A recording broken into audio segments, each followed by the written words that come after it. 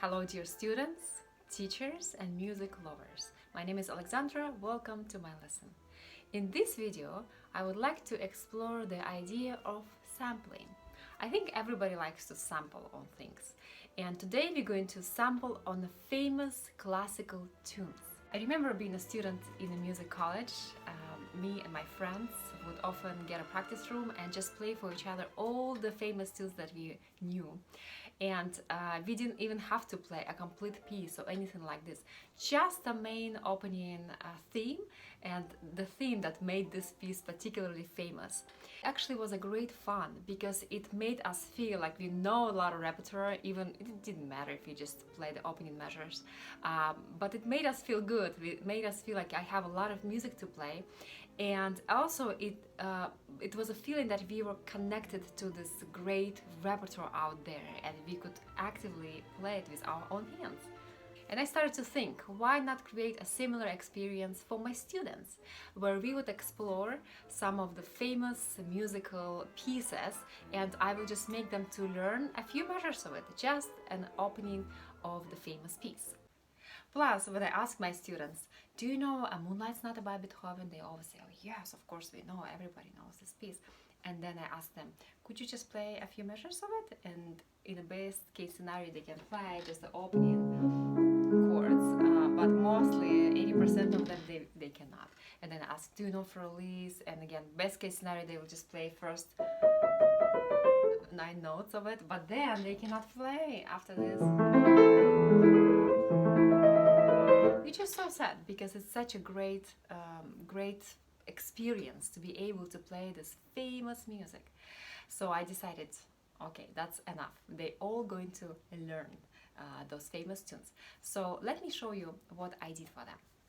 So I've created a simple assignment for them. In the beginning, I just tell them some of my reasons why I think we should do something like this to learn those famous tunes, and then I created 3 playlists just to start with. So in the first playlist I have Beethoven Moonlight Sonata, Beethoven Symphony N.5, Beethoven Fur Elise, Bach Toccata and Fugue in D minor, and Mozart Turkish March.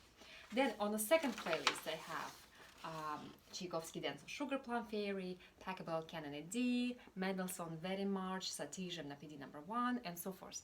And then the third playlist is just a little bit more challenging, where I have Greek Piano Concerto, the opening obviously, Rachmaninoff, Rimsky-Korsakov, The Flight of the Bumblebee, Chopin, 2 Nocturnes in C sharp minor and E flat major, and then Debussy, Clair de Lune. So this one is going to be a little bit more challenging, but still, since we're learning just the opening measures, it's not going to be that hard. So what I asked them to do, first to pick a playlist and then to listen to all of these pieces. And again, this is a great benefit from doing something like this because they will be listening, they will be exposed to this great music, which is very important. And then they have to decide on 3 pieces that they love the most, print only the first page and learn the opening section. And our plan with those tunes to, of course, memorize them. So they actually need to be able to play them anytime, anywhere. And I always tell them, make a rule for yourself. Wherever you are in the world, when you're traveling or in your friend's house, just anywhere you see the piano, make this your rule to just come and play. And for that reason, also it's so good to do something like this, because how many times we actually want to play something, but then it's like, oh, I don't remember this piece, I don't know how to play all of it, and so forth. But having those little tunes in your hands and memorized and ready to go is actually give a student and ourselves a great opportunity to just play and maybe enjoy some attention. Last but not least, already several students told me, okay, I'm learning the opening of the C-sharp minor Nocturne or Clair de Lune. Can I please learn the whole thing? You know, I would love to have this in my repertoire, and I always say, of course you can.